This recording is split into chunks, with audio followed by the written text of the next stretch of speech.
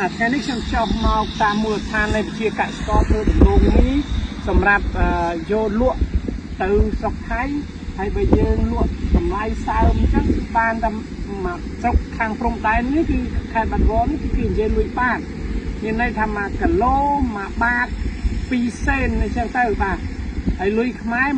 100រៀល1គីឡូហ្នឹង100រៀលថាវាមិនដល់200រៀលទេបាទអញ្ចឹងទៅមិនដល់200រៀលតែបើអាស្ងួតនេះអាគេកាប់ហានេះអាហ្នឹងវាដល់ទៅ1គីឡូ4បាត50សេន4បាត50សេនហើយអ្វីដែលខ្ញុំសួរវិជាកសិករកាត់ធ្វើនេះគឺថាឆ្នាំនេះ2ឆ្នាំចុងក្រោយនេះគឺតម្លៃថោកគុណជា2ជា3តែធ្វើម៉េចបើយើងគ្មានទីផ្សារយើងខ្ចីដង្ហើមថៃហើយនឹងយួនដកចឹងហើយគាត់ចេះតែតធ្វើដើម្បីដោះដូរបំណុលហើយកន្លែងនេះគឺថាកសិដ្ឋានវាធំមួយដែរដែលបងប្អូនពួកគាត់នេះអូតបង1អូតបង2នៅស្រុកបាត់ដំបងនោះស្រុកសង្កែស្រុកបណ្ណន់ហ្នឹងគឺថាកាត់មកធ្វើទីនេះហើយការធ្វើរបស់គាត់នេះគឺថាក្នុងការប្រឹងប្រែងនេះមួយថ្ងៃហ្នឹងគឺអាចបាន20តោនអាស្ងួតត្រូវដឹកទៅថៃជារៀងរាល់ថ្ងៃប៉ុន្តែហ្នឹងបើវារាំងស្ងួតបើភ្លៀងគឺថាត្រូវផ្អាកខ្លះអីខ្លះហើយគាត់ថាដោយសារតែមានថៅកែជាខ្មែរនៅបាត់ដំបងហ្នឹងថៅកែខ្លះក៏ពាក្យច្រើននៅទីនេះគឺអ្នកបាត់ដំបងមានគុណធម៌ក្តីស្រឡាញ់ឲ្យគ្នាចឹងចេះតែជួយគ្នាមកយកជាបងប្អូន20 30 40 50នាក់យកមកធ្វើគាត់មិនចង់ចំណាក់ស្រុកទៅថៃទេគឺទូទាត់ហូបចុកអីនឹងទៅគឺថាវាគ្មានជំរឹះចឹងចេះតែប្រឹងទៅអស់ពីដំឡូងនេះធ្វើគឺពីខែ12ចុងឆ្នាំរហូតដល់ខែ7 8ហ្នឹងមុន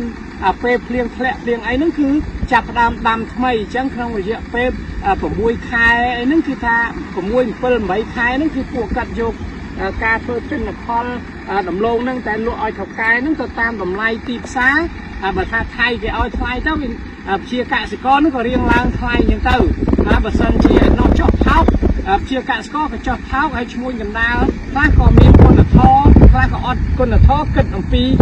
កេងចំណេញជិះជាន់ជាកសិករទៀតក៏កាន់តែយ៉ាប់ប៉ុន្តែនៅបាត់ដំបងនេះឃើញថាជាបងជាប្អូនជាមិត្តជាភ័ក្រហ្នឹងចេះតែឲ្យយោគយល់គ្នាចែកគ្នារស់ទៅតាមតម្លៃដែលអាចជួយគ្នាបានព្រោះអានេះជាការពឹងពាក់ពលកម្មគ្នាទៅវិញទៅមកគ្រាន់ថាថៅកែគេមានលុយទិញសម្រាប់ឲ្យកម្មករហើយនឹងឈ្មួញក៏ដូចជាអ្នកផលិតវិជាកសិករដាំដុះអីហ្នឹងគឺថាយើងចែកគ្នារស់ក្បាលកាក់ចំណេញឬក៏ខាតអាវាជារដូវកាលទៅតាមទីផ្សារទេចឹងហើយខ្ញុំថានៅខេត្តបាត់ដំបងនេះដូចជាស្រុករតនមណ្ឌលស្រុកបាណន់ក៏ដូចជាស្រុកសំឡូតស្រុកទៅបវលគឺថាសឹងតែជាកសិកម្មហើយបើយើងមានរោងចក្រគឺថាគ្រាន់តែផលិតផលដំឡូងនេះមួយបន្ទាប់ពីស្រូវហើយនៅមានចំការទុរេនចំការក្រូចថ្លុងក្រូច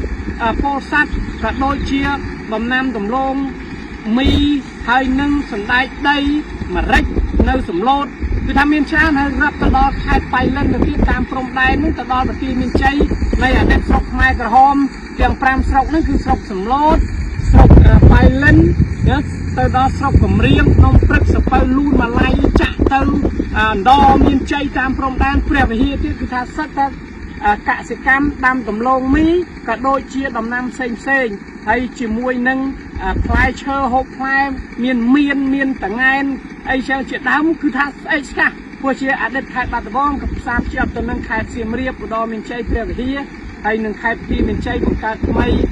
ចែកពីបាត់ដំបងឆ្នាំ1988ក៏ដូចជាខេត្តពោធិ៍សាត់បៃលិននេះជាដើមចឹងយើងឃើញថាទំនិញសពសារពើជាផលិតផលខ្មែរបើយើងពង្រឹងថាសង្វាក់ផលិតកម្មបង្កើតរោងចក្រកសិសាកម្មខ្ញុំថាពលរដ្ឋខ្មែរនឹងមិនចំណាក់ស្រុកទៅថៃទេពោលគឺយើងកុំខ្ចីដង្ហើមប្រទេសជិតខាងដកតែរឿងធ្វើសេដ្ឋកិច្ចសកលពិភពនៃកម្មផ្សារសេរីគឺយើងមិនអាចបិទបានទេតែយើងត្រូវមានផ្ទៃក្នុងការយកពន្ធដារបែបណាដើម្បីពង្រឹងស្មារតីជាតិនិយមរបស់ខ្មែរទៅនឹងកសិផលស្រឡាញ់កសិផលខ្មែរផលិតផលខ្មែរខ្ញុំថាកម្ពុជានឹងរីកចម្រើនជាមួយនឹងការបង្កើតរោងចក្រដើម្បីសង្វាក់ផលិតកម្មឯជាដើមនឹងខ្ញុំថានេះអ្វីដែលជាបំណងប្រាថ្នារបស់គោលនយោបាយនៃគណៈបកជំនាន់ថ្មីសម្រាប់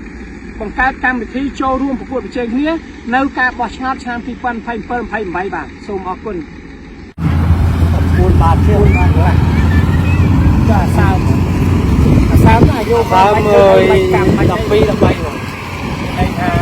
បាទល្អអញ្ចឹង14ទៅល្អទៅ14នេះមកបានទៅកាក់បាទទៅលុយខ្មែរ10000អោមក1000វិញ1000ទៅ1000បាទ40000តោ